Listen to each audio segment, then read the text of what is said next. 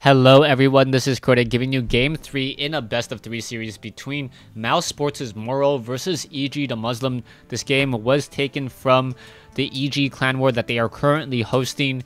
I know Mouse and EG are these games are going up, and hopefully Game 3 will not disappoint. Are you the best in the... Alright, so anyways, Morrow currently is spawning as the red Zerg player at the 12 o'clock position. Meanwhile, DeMuslim spawning over here at the 6 o'clock position as the purple Terran.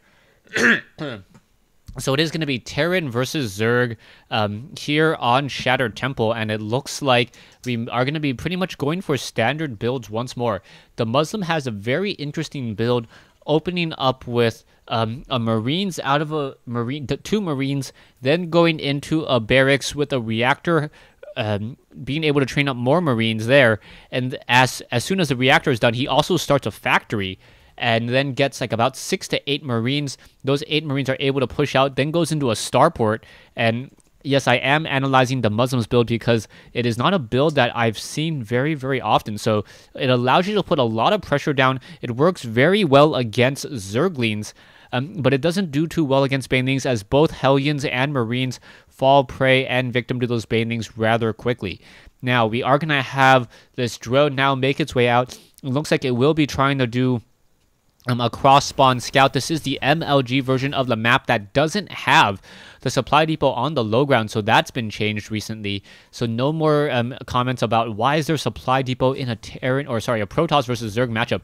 Drone now making its way up that ramp, will spot the barracks on the front door. The drone simply ignoring the SCV, building that there, and now deciding to build start a supply depot, and now make its way back around. This supply depot is sitting at 49 hit points, and that drone will not be able to escape. So the SCV now gonna go ahead and start building the supply depot over here.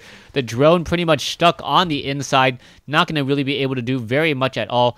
I guess he could try to get some damage onto some of these SCVs and prevent mining. That would be a rather useful ability right now, as that drone, all he can really do is just hope to die and perhaps get some damage onto that one Marine as well. Is he going to grow up to be an extractor? Yes, he is going to in fact grow up to be an extractor and then delay any sort of additional gas play. Meanwhile, back over here, Marines are still being trained. Second Marine's going to be trained up. Is he going to lift off and build a reactor? Yes, he is.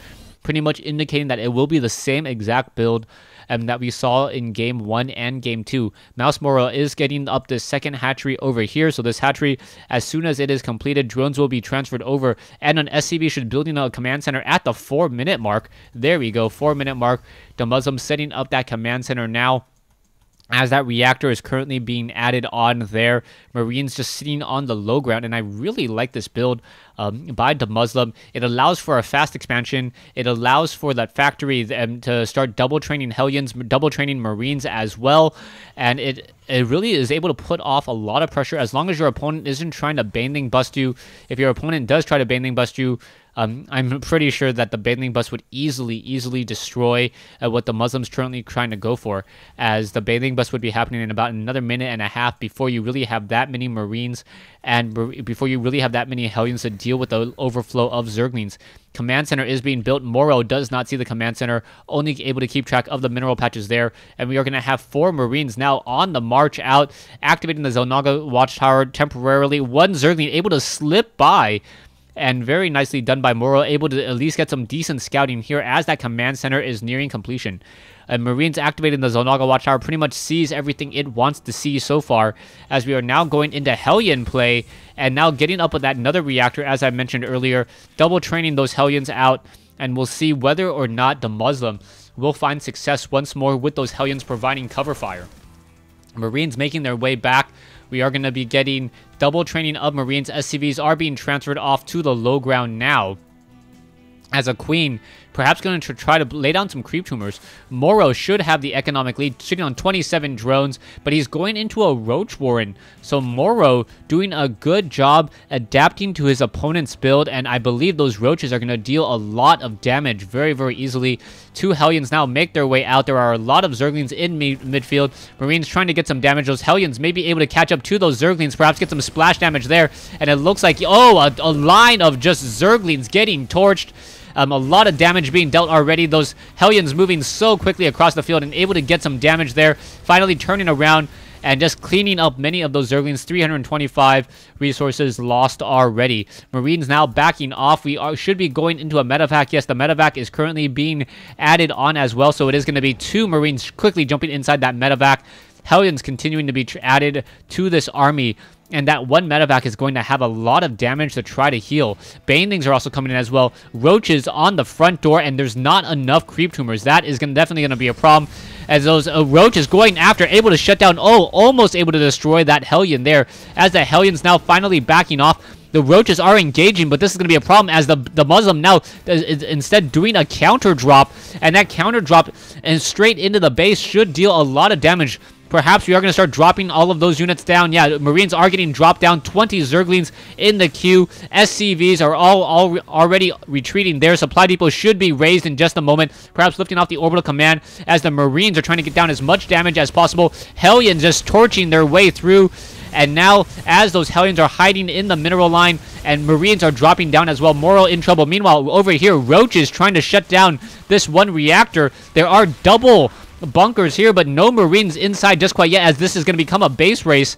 And Orbital Command still trying to train up more SCVs as the Hellions and Marines are still battling it out. 1 Baneling not going to be able to make its way out as those Zerglings are now trying to push out. Back over here, Zerglings and Hellions battling out. Banelings are going to be pushing in just a moment. The bunkers are not going to do much at all. So Starport training up another, or a Banshee is out. Lift off that Starport. No, it is not going to lift off at all.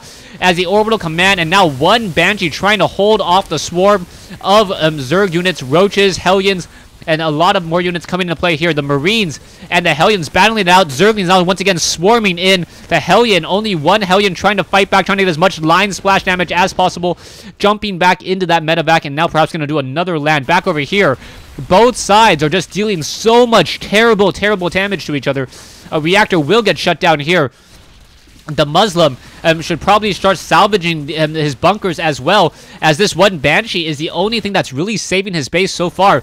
Banelings are trying to be hatched. Are they going to be able to be finished off in time? It looks like maybe not. Banelings, unable to get off that damage. If those Banelings actually found their target, it would have been the end of that there, as that bunker is just going to simply get burnt and toasted to a crisp. The Muslim does have a lot of food. The Banshee perhaps should just try to engage. Zerglings are still trying to run their way in. SCVs getting destroyed. The Marines are now just fighting back and forth, and both sides losing a lot of units now.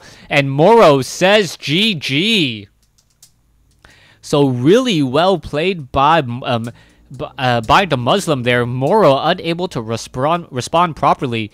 I had thought that perhaps the Roaches would have been a really smart play by Morrow. It was able to get a lot of damage off. But this is one of the benefits of when you try something new against an opponent that has never seen it. It felt like the Muslim knew exactly what Morrow's options were, and Morrow tried to just push in with Roaches and Zerglings, and EG, the Muslim was just like, I know exactly what to do. I'm going to pick up my Marines, drop straight into your base, use a couple of Hellions, and I'll base trade with you, no problem. I have a lot of... I have 2 orbital commands. I can call down mules rather easily. Let me add a tech lab onto my starport. I will train up 1 Banshee, and that 1 Banshee will save the game for me. Thanks for watching. Thanks for listening. I hope you guys enjoyed this best of 3 series between Mouse Sports' Morrow and EG the Muslim. Game 3 taking place on Shattered Temple. The Muslim winning the final game and taking the series 2-1.